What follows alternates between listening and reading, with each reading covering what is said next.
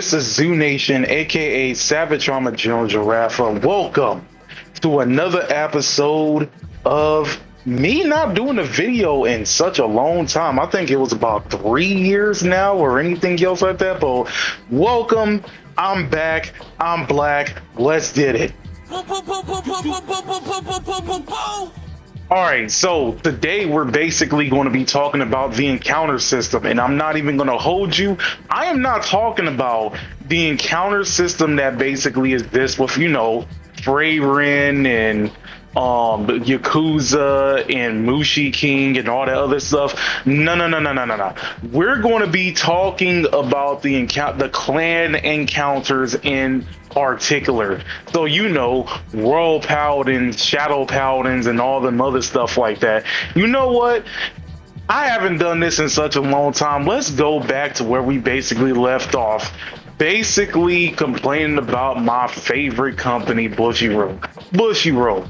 Let me explain something. Why in the living fuck are we just basically going to keep supporting the same seven fucking clans over and over and over and over and over and over and over and over and over again? How come we got to keep doing that, man? Like, basically, this is the status quo at this particular point. And if people don't know what 7 clans I'm basically talking about, is Royal Paladins, Shadow Paladins, Gold Paladins, Dimension Police, Bermuda Triangle, let's say Kagero, and bitch ass Gear Chronicle. Yeah, the bitch ass is emphasized, but that's besides the point. The point is that Bushiroad has the audacity to basically keep supporting these same particular clans over and over and over again, while basically leaving all the other clans to rot. And you may be thinking that I'm, you know, out of pocket for saying this, or basically, you know, complaining for no particular reason or anything else like that. But I just want something else to basically, you know, have their support and eat their cake too, instead of seeing the same 7 fucking clans over and over again. Now, here's the thing. The reason why I made this video is basically because after looking at how much attraction that Amon has gotten, you know, because we're already at what, 4 years of overdress, and we're just now getting dark irregulars and anything else like that. Matter of fact, there's a bunch of clans that is yet to hit the, you know, the game at all within these 4 particular years. I mean, after seeing like how people were hyped for Amon before the effects came out, and then still hyped for Amon after the effects came out, I'm not gonna lie, that deck is looking pretty strong for no apparent reason, but that's neither here nor there. The whole point I'm trying to get at is that this is proof that people want to see something fresh, that people want to see something new, instead of supporting something more like bitch ass Gear Chronicles and everything else like that. And here's the thing. You may think that I'm over exaggerating with all this and everything else like that, but I'm not. I'm gonna basically do a little bit of an exercise, right? Let's do this exercise and everything else like that, right? Let's name every single clan from each nation outside of Lyrical and outside of Stoicheia. For the other 4 nations, let's name every clan only that has multiple versions that you can play of that particular clan, and then followed by all the clans in that nation that is yet to get anything in this game whatsoever. And before I continue, yes, I am including the icon versions, because in technicality, even though the OG versions are now ass cheeks, you can still have the option to play both of them. So basically the whole entire point is that you can have options. The only reason why I'm not adding Lyrical to this is because Lyrical is only Bermuda Triangle, because let's be real, that's all it really is. So there's no point of really, you know, naming those. And Stoicheia is the only one that doesn't necessarily have, you know, a clan with like multiple versions of it, so I can't necessarily put them in there. But they are not out of the they're not out of the water yet. But we're going to get to that when we cross that bridge. Anyway, let's start out with Keter Sanctuary. Keter Sanctuary has 4 different versions of Royal Paladins that you can play, 3 different versions of Shadow Paladins that you can play, and 2 different versions of Genesis that you can play. But there's no Angel Feathers and there's no OTT.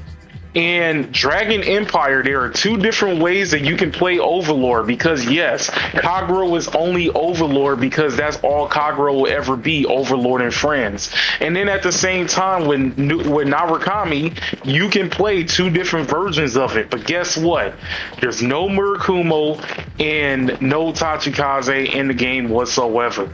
And then let's go on to Dark States, where there's 2 different versions of Gear Chronicle that you can play, and 2 different versions of Pale Moon that you can play. However, there's no Spike Brothers in the game whatsoever. And last but not least, with Brantgate, there are 3 different ways that you can play the Mission Police, but no Nova Grapplers in the game whatsoever. Now, I know what you may be thinking. Oh, Zoo. Nobody necessarily, like, Bushiroad doesn't put those other clans in the game because nobody would necessarily, really like them or anything else like that. And I'm just sitting here like, you know what? That is complete and utter bullshit. And let me scientifically prove why is that complete and utter bullshit. All the clans that I've mentioned that is not in the game whatsoever, I'll give you major reasons why those clans deserve to be in the game and why actually people would actually play it. And basically, one of the major points I'm going to be talking about is let's combine OTT, Murakumo, and Tachikaze all together. You want to know why? Because if there is 2 of them things that V-Series has basically proven, outside of shield value, because let's be real, the shield value in D series is complete and utter ass cheeks, and I just want my 10k grade ones back, but that's besides the point, and this is not the video for it, but we are going to eventually talk about that. We're going to eventually have that conversation anyway. But the other thing is proving my point that I've been saying all of these years, that all you got to do is give clans good enough support and people will play it. OTT, Murakumo, and Tachikaze is a good example, because out of the 3 years that G Series has existed, OTT only had 2 months of a good format, and that was set 12 format. 2 months out of 13 years, 2 months out of 36 months, and everything else like that. So out of the 34 months that OTT existed, complete and utter ass cheeks. The whole entire 36 months that like Murakumo and Tachikaze existed, complete and utter ass cheeks. And G Series and everything else like that. But guess what? Go to the V Series. OTT for the first year and a half have basically been dominating the complete and utter ass cheeks that is V Series.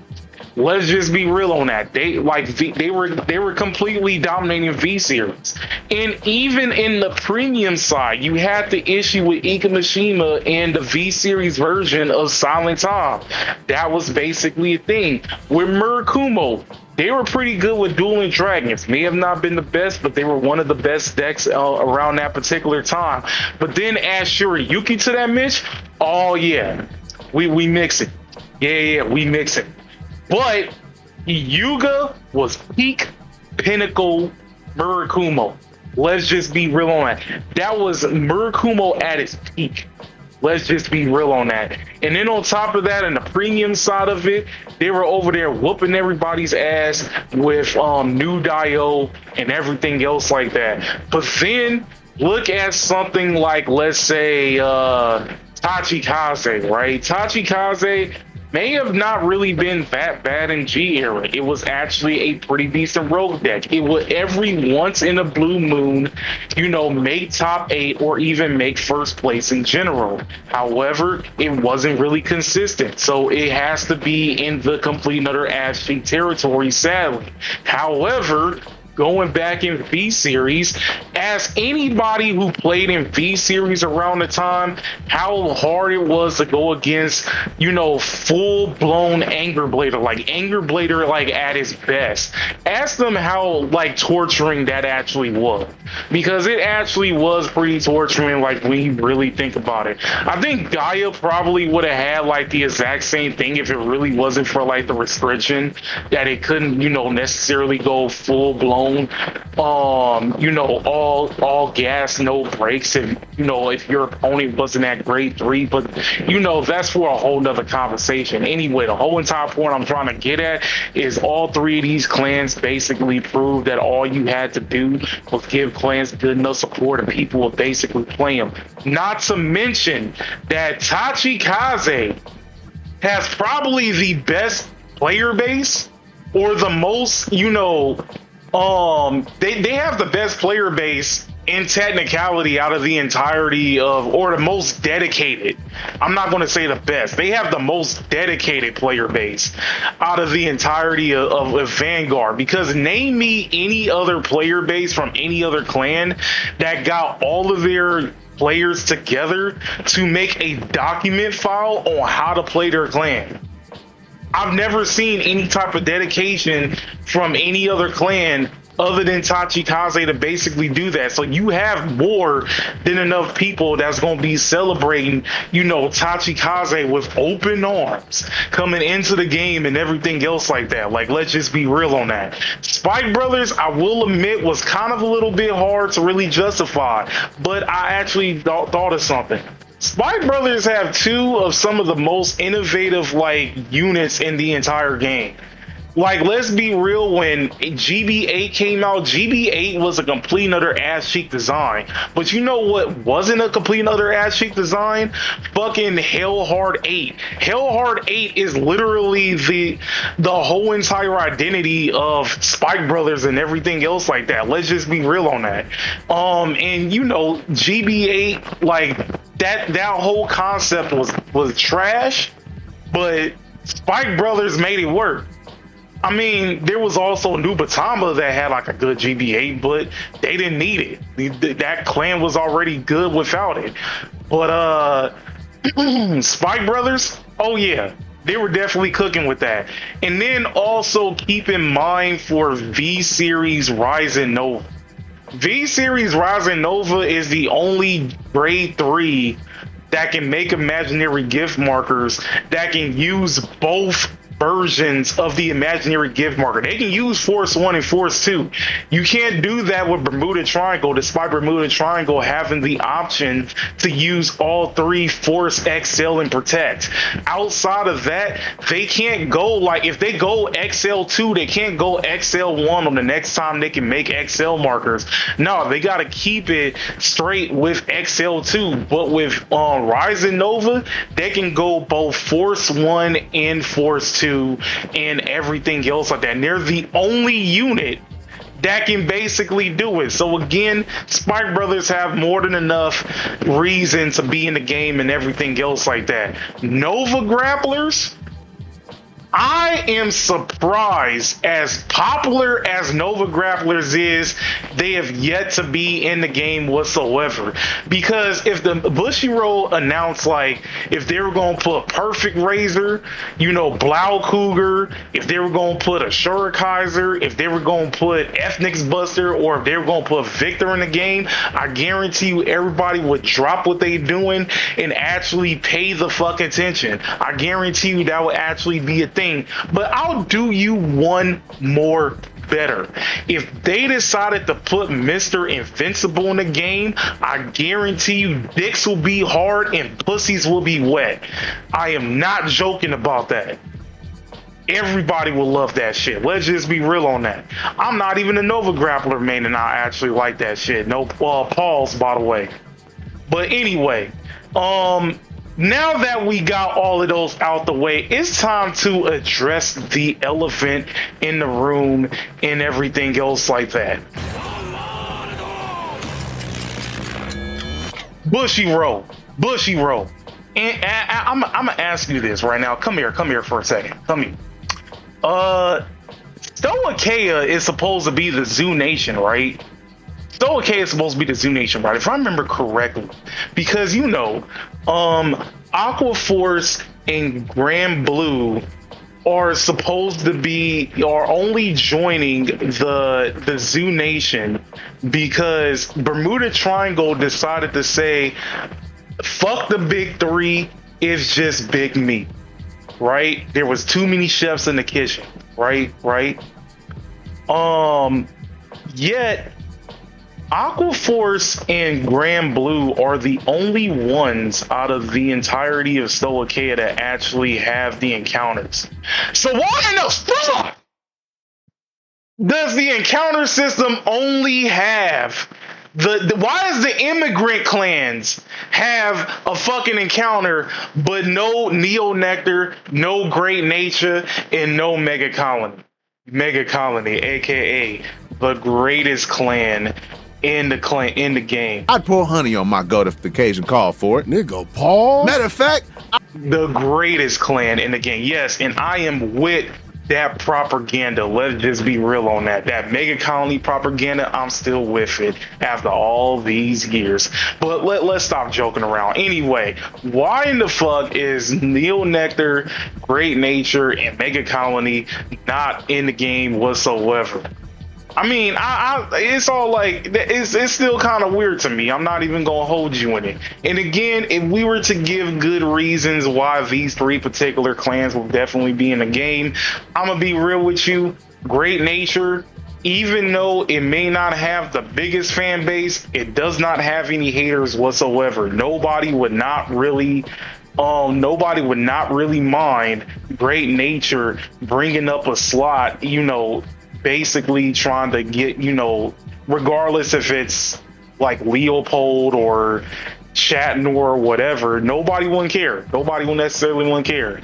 Everybody would actually, be happy about that because it's something different from once instead of bitch ass Gear Chronicles. But then looking at Neo Nectar, let's be real, Neo Nectar was next in line to get a Stride set. Literally everybody was expecting Asha and Altmal to get their own Stride set. Let's just be real on that. And even if they did, that would basically mean that Royal Paladins will now have 5 different ways to play Royal Paladins, but that's besides the point. The point is that everybody was expecting Asha to actually be like the next G unit to actually, the G ride line to actually be in the game and everything else like that. So you can't say that people wouldn't be happy that Neo Nectar's in the game and then Mega Colony, the best clan in the game. Yes, I'm still with that propaganda. The best clan in the game, brother. Y'all cannot say that y'all was not dick riding Mega Colony when Mega Colony was whooping everybody's ass in premium format. But so yeah, basically there's a reason why those three should definitely be in the game and everything else like that. And even if there wasn't a lot of people who didn't like Mega Colony or anything else like that, wouldn't you just want them to be in the game just to get them out of the way and everything else like that? But that's besides the point. The point is I'm trying to make is I just want Bushiroad to do something else. Do something else. Do something else. Literally, we got Royal Paladins, Shadow Paladins, and Gold Paladins. We got 3 niggas' names with fucking Paladin in his name. Do something else. That's all I want. That's all I want. I'm not gonna lie. I just want Bushiroad to stop playing on the safety net of the same 7 fucking clans, including bitch ass Gear Chronicles, and decide to just do something different. Give OTT a chance. Give Nova Grapplers a chance. Give Spike Brothers a chance. Give I don't know, Great Nature and Neo Nectar and Mega Colony a chance. Give these nigga a chance. Let these niggas eat. I'm serious on that. But with all that being said, my name's Mr. Zoo Nation, aka Savage Armor June Giraffe, signing out.